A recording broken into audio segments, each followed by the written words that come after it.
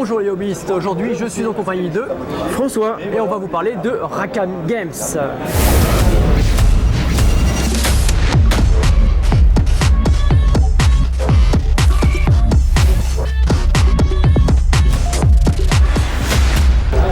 Depuis quelques jours, je suis sur le stand de Rackham, donc pour le renouveau de Ragnarok, anciennement Confrontation, en compagnie donc de François qui va vous présenter la société. Alors la société Rackham, donc une société qui existe depuis un an.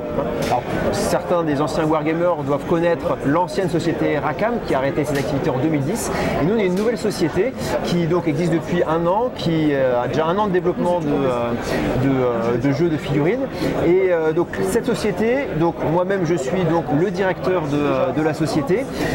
Au niveau de la direction artistique, nous avons donc Didier Poli, qui est ancien directeur artistique aussi de l'ancienne société Rackham. Et puis donc on s'est entouré aussi, donc au niveau des associés, on a aussi un ancien testeur de chez Rackham, donc des anciens de chez Rackham, des gens qui ont toujours continué à jouer au jeu Rackham, même pendant ces années de disette, en fait pendant ces 15 ans entre 2010 et 2025. Et nous on est là pour faire renaître cet univers Darklash en compagnie de la société Monolith, parce que c'est la société Monolith qui a racheté donc la propriété intellectuelle de l'univers Darklash, et eux pour développer des jeux de plateau avec figurines, un jeu de rôle avec figurines, et puis nous on s'occupe, donc on a une licence en fait, d'exploitation pour le jeu de figurines, et tous ces jeux donc, vont être compatibles, donc les figurines pour Ragnarok vont pouvoir être utilisées pour les jeux de plateau et les jeux le jeu de rôle de Monolith. Et pareil, les figurines de Monolith pourront être utilisées donc, dans Ragnarok, le jeu d'escarmouche. Voilà, d'où certaines petites discussions concernant les socles et certains commentaires qu'on a pu voir sur internet. Les socles ne sont pas définitifs puisque le but en fait c'est d'avoir une cohérence visuelle entre les figurines de Monolith et les figurines de Rackham. Donc c'est pour ça que vous n'avez pas en fait les socles définitifs. Normalement on est sur du 45 pour des grosses créatures et du 30. C'est ça, 45 pour le Wolfen là, et puis du 30 pour les figurines de taille humaine. Voilà, et après bon, la hauteur des socles, etc. Tout ça c'est en cours en fait de travail. On est sur du work in progress et les figurines qu'on vous a montrées, ce sont des prototypes. C'est ça, ce sont des prototypes. Donc on a fait donc première impression 3D résine et on les a envoyés à Didier Poli, au sculpteur. Et puis voilà, après il va y avoir des ajustements, notamment le Wolfen qui est un petit peu trop élancé. Voilà, on va le retasser un peu pour qu'il corresponde un peu plus à la patte graphique du Wolfen. Voilà, donc il y a des petits ajustements. Voilà, on est vraiment dans le work in progress et il y a des allers-retours effectivement entre donc on produit des prototypes et puis on revient sur la partie conception, etc. etc. Donc en développement. Voilà, l'objectif c'est d'obtenir vraiment le top qualité pour que ce soit au niveau de l'aspect graphique, les concepts, les illustrations, etc. et aussi sur les sculptures des figurines. Puis s'inscrire dans la légende de Rackham, c'était une légende, c'est dans la continuité en fait de la figurine de luxe et vous faire rêver en fait. C'est exactement ça, voilà. C'est vraiment la même approche que Rackham à l'époque, c'est être intransigeant sur la qualité, tout simplement. Peux-tu nous parler du choix du nom pour le retour du jeu, donc anciennement Confrontation? Pourquoi vous avez choisi Ragnarok? Alors effectivement, on a choisi Ragnarok, alors qu'on présente effectivement un jeu d'escarmouche. C'est tout simplement, alors on est très transparent, vous voyez on monte des prototypes pour être en toute transparence, et c'est pareil pour la marque, tout simplement parce que Confrontation n'est pas disponible. La marque, il n'est pas possible de la récupérer avant 2028. Donc on part sur effectivement Ragnarok, et surtout il y a aussi une explication lore, c'est que nous on place la timeline en 1010. 1010, ça fait 10 ans que le Ragnarok a commencé. Voilà, 10 ans après le rituel de l'aube, exactement. Donc on est en plein Ragnarok, et là on va jouer donc des escarmouches en marge des grandes batailles de masse qui ont lieu au sein de ce Ragnarok. Voilà, donc on vous rassure tout de suite, c'est bien un jeu d'escarmouche. C'est bien un jeu d'escarmouche. Alors, comme c'est la marque Ragnarok, potentiellement, dans un an, 2 ans, voilà. Dans un avenir plus ou moins proche. En game design, il est peut-être possible qu'il y ait un jeu de masse. Effectivement, qu'on tende vers le jeu de masse. Voilà. Pour l'instant, voilà, on a du jeu d'escarmouche de 5 à 15 figurines par joueur sur une table de 60 cm par 60 cm. Voilà, c'est du petit format pour avoir un jeu nerveux qui se joue en 1 heure. Voilà. Est-ce que tu peux me parler du choix artistique et du choix notamment de ces deux factions? Parce que du coup, Reveal, c'est a priori ce qu'il y a dans la boîte, le starter qui arrive en fin d'année. Pourquoi vous avez choisi ces deux factions? Parce que ce sont mes préférés. Voilà, pile ou face. C'est ça. Non, le Wolfen, c'est vraiment emblématique. Voilà, le peuple emblématique de Rackham, c'est l'invention Rackham par excellence.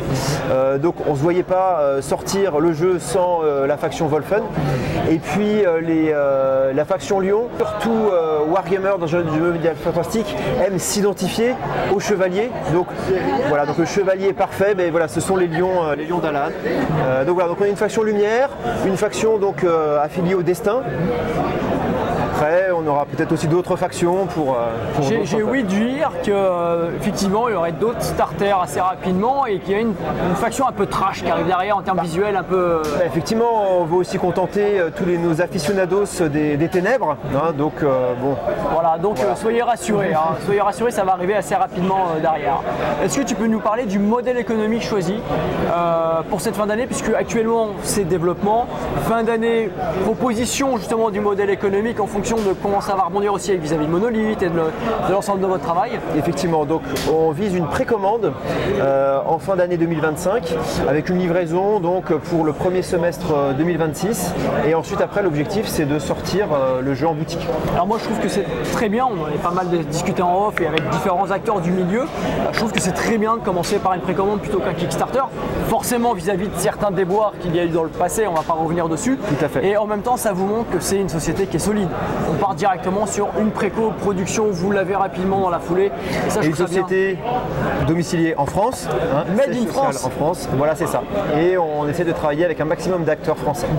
Et ça c'est vraiment bien et c'est je pense en fait une initiative qu'il faut soutenir vraiment. Donc j'espère que vous là au BIS derrière l'écran vous serez au rendez-vous pour soutenir justement Rackham dans son développement parce que c'est pour moi, enfin, tu vois c'est ma Madeleine de Proust, toi tu es un fan, d'ailleurs tu as été président de la CDRF pendant des années. Voilà, la Confédération du Dragon Rouge francophone, d'ailleurs qu'on a remonté à 2 en 2022. Donc j'ai été président de la Confédération avant de me lancer dans cette aventure Rackham. Effectivement, parmi les membres de Rackham, on a tous des joueurs voilà, qui ont continué à jouer à Confrontation depuis les débuts. Voilà, donc c'est aussi derrière, il y a des hommes passionnés. Et une grosse attente, une grosse envie, une grosse attente. Voilà. Ils sont aussi passionnés que vous. Hein, donc, et aussi, ils ont vraiment envie de revoir, revenir sur les tables cet univers parce que c'est un univers qui est juste extraordinaire. Pour ceux qui ne connaissent pas vraiment, renseignez-vous, allez sur les différentes chaînes YouTube, allez sur Internet. Il y a des sites aussi intéressants. Rejoignez la Confédération pour vous renseigner, pour voir, découvrir l'univers donc de Rackham et de Confrontation, maintenant Ragnarok, parce que c'est vraiment un univers ultra riche qui n'a rien à envier, et je vais le dire clairement, à Warhammer Battle. Tout à fait, clairement. Tout à fait. Un univers avec un lore très riche. Donc c'est du médiéval fantastique, mais avec aussi des prises vers la mythologie, la science-fiction, etc. Donc voilà, on a la faction des alchimistes de Dirs, voilà, où on a des gros clones de combat qui pourraient très bien jouer dans le film Alien.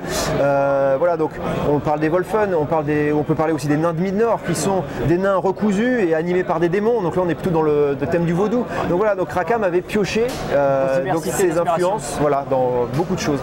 Eh bien merci beaucoup François de t'être prêté au jeu de l'interview et pour toutes les bonnes nouvelles que vous annoncez et que vous portez. Merci beaucoup pour la communauté. Merci à toi aussi.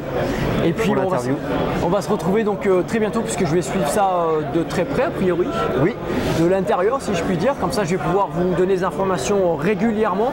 Le site internet qui est en ligne, il n'y a pas beaucoup d'informations pour le moment mais c'était un choix, c'était un cadeau, un petit teaser pour le festival pour aller. Voilà, avec un petit élément, une petite nouvelle pour faire rêver les joueurs. Voilà, mais c'était qu'un preview, c'est qu'un début, il va être alimenté régulièrement, donc n'hésitez pas à aller le voir et je crois que vous avez fait une page Facebook aussi. Tout à fait, voilà, une page Facebook qui a été lancée aussi très récemment. Et Instagram.